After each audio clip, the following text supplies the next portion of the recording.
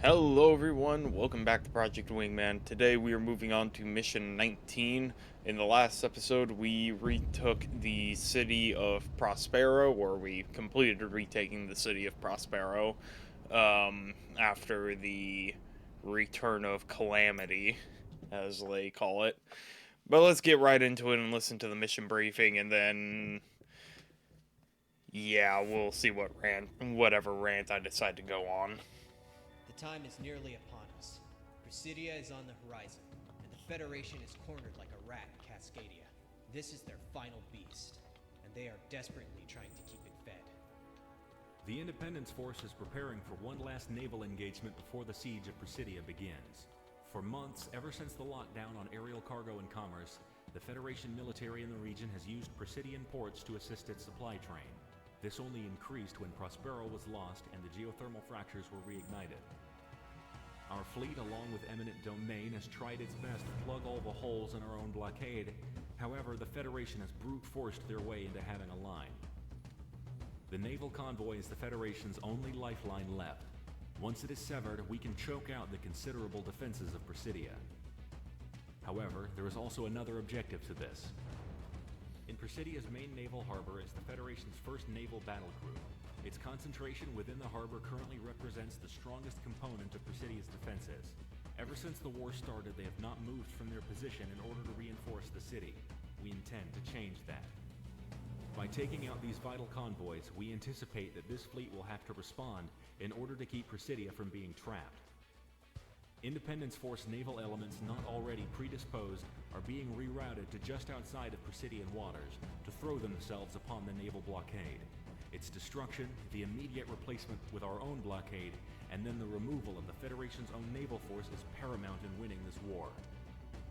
Support our naval forces in sinking the Federation Navy. Victory here means we save a lot of lives when the final push comes. So what I'm hearing is bring MLAG and nothing but MLAG. Gotcha. Yeah, well, what do we have? I think, we might take out the SK-25, even though it is the least maneuverable aircraft in existence. I did not realize that when we were looking in the hangar for this, we are actually in the highway tunnel. Wait, no. Are we in the highway, or were we in the Prospero base? Because I think they mentioned we would be stationed in Prospero after we took it. You know what? I don't know. Because the Prospero runway is also buried in the earth. That aside, though, we got... What's the turn rate? Oh. Yeah, we'll take the SK-25, and... Do I want to go full MLAG or MLAG and anti-ship? Let's do MLAG and anti-ship, because there might be a battleship, and I really don't want to fight one, whether it be a naval battleship or a airship battleship. I just don't want to deal with it. All fighters, lock into our CIC. Tagging targets now. This goes against everything I know about naval warfare, but we have to cross the T. What does that mean? The movement is going straight to the enemy line while they have it completely broadsided. We have to get close. Global interference is messing with our ASMs at our usual engagement distances. We've got to go gun to gun, and I know this ship's armor can take it. All ships? Full steam ahead. Wingman team, provide support for the imminent... Yeah, I would be curious to know what a modern-day battleship looks like, to be entirely honest with you. Let's deal with the aircraft first. At least we will attempt to take care of the aircraft first, because dogfighting in this thing is not great.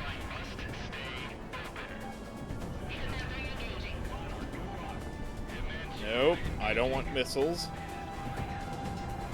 Whoa. Okay. Yeah, we're getting down to the wire, because I think after this mission, there's only a few more missions after this. might just be 2 missions. I can't quite remember. I need to double check, but we are almost done with this. We're almost done playing through this game's story. So, and I need to make sure that before I go and record the boss battle that I can complete it in the aircraft that I want to complete it in, because I know we are on mercenary difficulty, and if that the final boss fight is horrible to do in anything that isn't a top tier aircraft in this game. So if it doesn't have the AOA limiter, you're probably screwed. Oh, that only needed 1 this one. Alright. Yeah, so on. Okay. They can have him lag.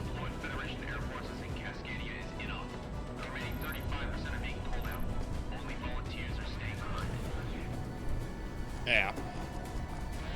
So, did I just hear something on my door? Yeah, I don't know. Anyway, I had to laugh yesterday because I'm sitting here trying to figure out what games to play after this, and you know, Caleb and I talked about Star Wars Empire at War, and we're big Star Wars fans. And I've been playing the game for years, and I guess he just decided to check it out on Steam because it was on sale for the Steam summer sale and all that. He's oh yeah, let's shoot the carrier with that. He was checking out that, but then on top of that, he also went and checked out Aisle 2, Battle of Stalingrad. What was the full name? Sturmovik, if I recall correctly. I could be wrong about that. I don't. That's another game that I've had, and I guess he's also had it for a while. But both of us actually didn't know exactly how to fly in that game. We never really figured it out. I played the tanks a bit. Ooh, that's a lot of misses. Yeah, I played the tanks and mostly figured out how the tanks work, and it's a decent bit of fun. He decided that he wanted to go in and actually figure out how to do the aircraft.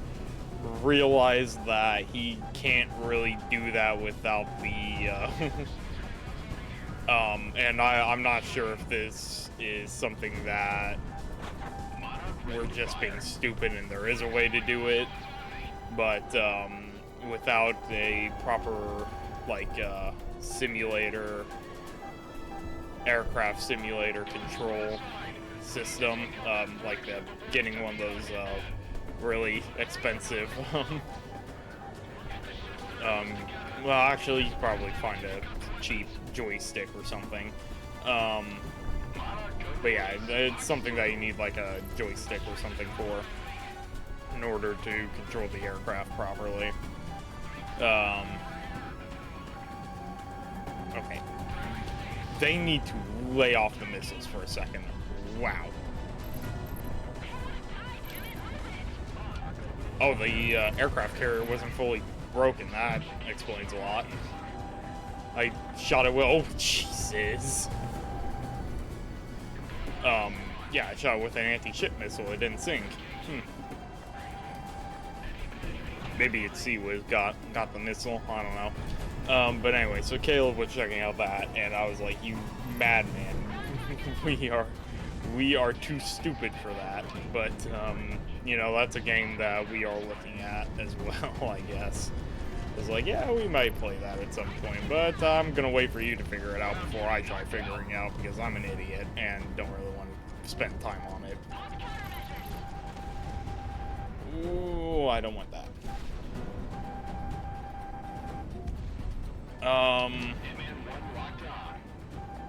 So that's kind of where we're at with that. I am tempted to play XCOM again. Well, not again as in for this channel, but do another playthrough. I have, since release of that game, when I first got it at release, because I'm a big XCOM fan, I got, like 1,600 hours in the game, I think? No, actually, no, it was actually more than that. I think it was pushing 2,000 hours in XCOM. And comparing that to most games like that, I've played a lot of playthroughs of XCOM 2. I am talking about XCOM 2 when I'm talking about XCOM. That's the one that I play a lot. Because it's just so moddable. You're always, just how XCOM 2 is made, and this kind of goes for all the XCOM games, but XCOM 2 is different in the fact that it's easily moddable. You don't... Whoa! Yeah, XCOM 2 is being an easily moddable game with the Steam Workshop. It's just something that has a lot of variety between campaigns, because I mean, you customize your characters, it's always random, you never know what mission you're gonna get, except for the handful of story missions in the game, but the majority of it is temporary. Not temporary. The majority of it's procedurally generated, I should say, not temporary. Okay, there's one jet down. Let's get this one. Nope. Come here. Come here, super raptor. Yeah, but XCOM 2 has all the customization, all the randomly generated missions, and it's like every time you play a campaign, it's different. I mean, it all ends the same, assuming you win every single time, but it's like how you get there is always different, which is what I really enjoy about the game.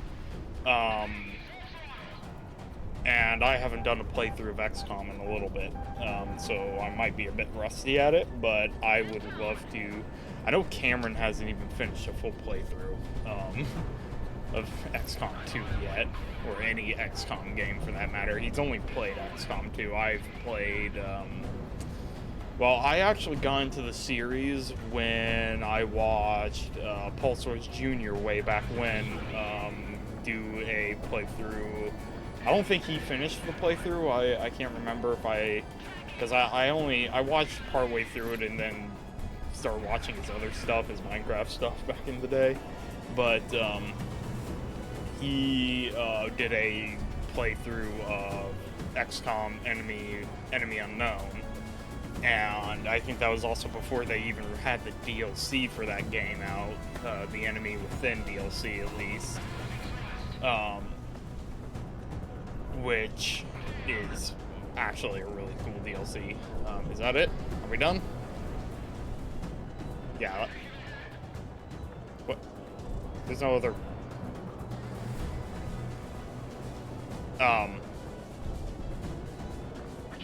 Oh, shice! Jesus Christ! They just came in from the ether. The whole damn fleet just popped into existence. What the hell? Did they come out of warp speed or something? Anyway. Yeah, I can finish my XCOM rant though. But anyway, so that's how I got into the series, was watching Paul Source Jr. play Enemy Unknown, which is the first game in the reboot series, the 2000 series. I haven't played any of the original games, so I haven't played UFO Defense or God, what was the other ones, like From the Deep or something? It's one that's really just based underwater. I've been very tempted to play UFO Defense. Of course, the game systems from back then are so different from what we have today that I just really haven't bothered to try it, because I just don't think I would be able to manage with the types of systems that I'm used to. Like, today it's turn-based strategy. It's like completely turn-based strategy. Theirs, I think the original is kind of based on, I think it's based on an initiative, and the only thing that that comes close to that in the new games is the recent XCOM Chimera Squad, which takes place after XCOM 2. And that's also a game that I'm yet to finish. I've gone through most of it, though. At least I've gone through at least a third of that game, but that game's not really, it continues the story, but it's like a secondary, like a side game, an add-on game. What's the best way to describe it? So for those who've played like Assassin's Creed would probably understand this. Would probably understand this. Whereas you had all the main Assassin's Creed games, but then you had Assassin's Creed Rogue, which is just like just kind of like an in-between game. It's not really a mainline game. It's just kind of there to fill in some gaps, maybe test some new stuff. I almost hit that battleship. That was almost terrible. XCOM Chimera Squad is more just a fill-in game that, if I recall correctly, the game was actually meant to test some new, was actually really just developed to test breach mechanics for a future XCOM title, for like the next main game in the series that I hear that I've heard rumors about. I don't know how true that is, but I mean, I would be down for a new XCOM game, because they left XCOM 2 really. They're in one of the cutscenes at the end of XCOM 2, depending, and I say one of because there's multiples depending on on whether or not you have the War of the Chosen DLC. They left it open for a third game, and I would think that'd be really cool to play. I would love to do a third XCOM game, and if that's the case, then we're definitely doing playthroughs of XCOM.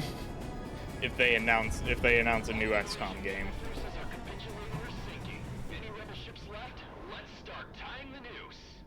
Oh hell yeah, noose time.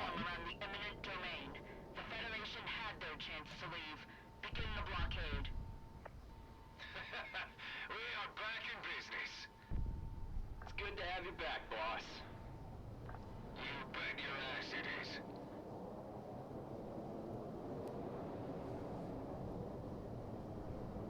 is. When did Kaiser get back?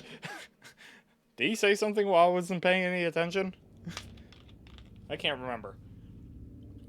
The noose is beginning to tighten, and the Federation will need some time, if they are at all able to rally forces in order to break our blockade. It is in this time that we will reclaim Presidia. With our reinforcements having arrived, and with you at the helm, Hitman, victory is assured. Hitman, Galaxy. Glad to see you're still kicking. This last month abroad has been really, really interesting. Long story short, a good part of the world is knowing where the wind is blowing. And I've got myself an army no one has ever seen before. Mercenaries, freedom fighters, maybe a secret proxy squadron or two from anti-Federation powers. But hey, we're all in it together now. Refit and reload. We'll get back to it soon enough. We're gonna let the blockade stew for as long as we can as invasion preparations are set. But we've gotta move fast on the capital, or they'll be too entrenched. Hitman team, stand by. May the Dust Mother see us through. Alright. Well, with that, guys, we're gonna wrap this up. So if you all enjoyed, please leave a like and a comment. it lets us know that we are doing good and that you're enjoying the series, and helps us fight against YouTube's infamous algorithm, which I have a sneaking suspicion has been smacking our channel on the head with a baseball bat recently. It has not, viewership has been down recently, so let's see if we can jack that back up. And with that, as well, if you don't want to miss any of our future content, be sure to subscribe, hit the bell icon. Lets you guys get notifications for whenever we release new content, which is usually daily. So, with that though, I will see you guys in the next episode where we begin to wrap this up. I think there's actually only 2 missions left, so we'll see what happens. I will see you all later.